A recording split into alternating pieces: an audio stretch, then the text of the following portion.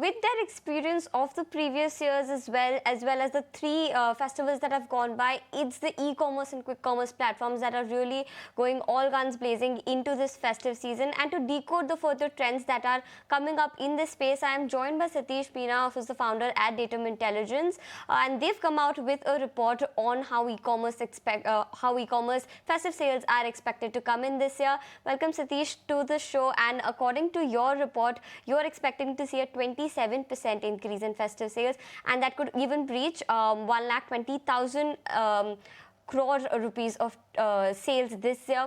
I just want to first of all understand from you, what do you think is really aiding this big jump in sales this year? Thanks, Anjali, for having me. See, this is one of the most important period for retailers, brands in India, because brands are ready with their new products. They want to launch it.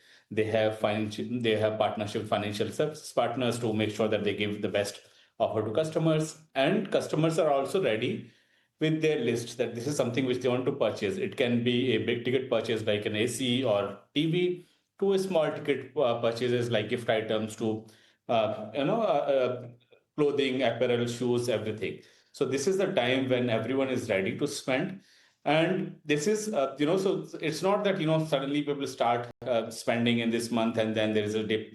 We are tracking this since March, and if you see, since March there's a continuous uptick in the consumer spending across categories. It's not limited to online retail. It's visible in offline retail also. So consumers are ready. They started spending, and now I think with the festive, this is going to be much better than what we seen last year. And across categories, you will see a significant jump in spending, which our now estimate is around 25-27% as compared to last year. Also, in terms of the urban rural consumption, you've pointed out that urban demand sentiment has for the first time turned positive. Specifically talking about the urban segment, what is really propelling the demand in that space? So one of the thing which most of the companies are saying that there is no demand uptick from the urban customers because of inflation, high cost, and some of this is again being tagged to premiumization, that customers are buying but they're improving or changing the brands which they are purchasing. So that's limit to slow down the spending to some of the brands.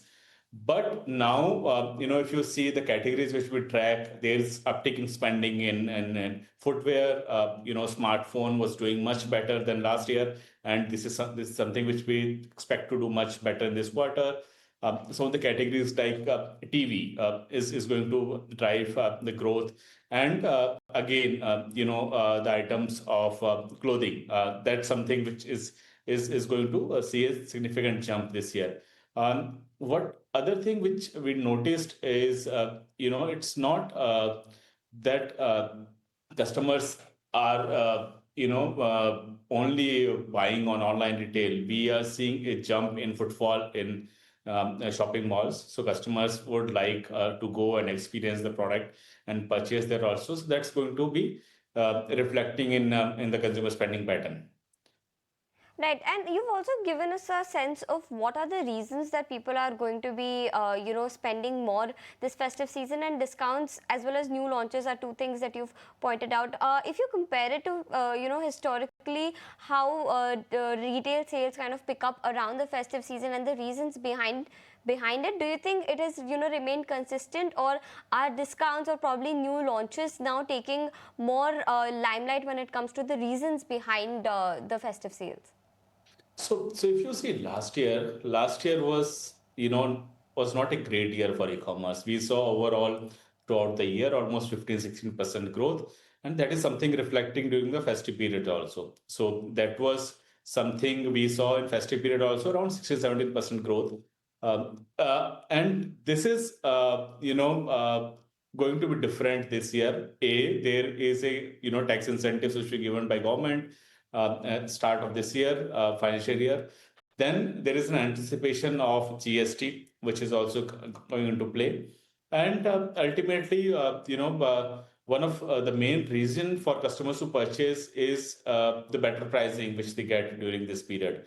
It's not only the discount, but it's the interest-free EMIs or cashbacks which the brands offer during this period.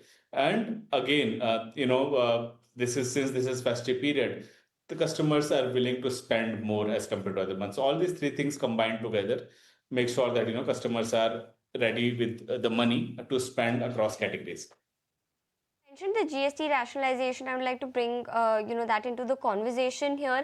While overall it is expected to reduce the prices across different segments, there is some sort of hesitation for shopping right now as we are approaching the festive season. This is also a period where people shop a lot, but because there is an expected GST rationalization and a markdown in prices that might be coming up, people might be holding off to certain purchases right now. Is it something that you've also noticed, and do you think it would sort of dampen the overall effect that GST rationalization was supposed to have on festive sales this year? So we have seen after 15th of August, there is a slowdown because customers are delaying the payment because they know that the festive sales are just maybe in a couple of weeks. And, some of the items on which because there is speculation that, there will be GST cut on appliances, TV, smartphones, and there might be some changes in footwear also. So customers are delaying the payment, the purchase during this period, and that's reflecting in the spending in last couple of weeks. I don't think this is going to change a lot. Only thing is to delay. So instead of if the GST cuts don't come in the second week, the payment the purchases may shift to the third and fourth week, but ultimately the spending is going to happen. But if the delay is too much, then it's difficult for retailers and online companies, and so that's why everyone wants it to sort out very fast. And if you talk to the auto companies, they want to do it, have it before Navratri, because for them it's a big period of sales. So technically, in next couple of weeks, there must be clarity in terms of what's going on.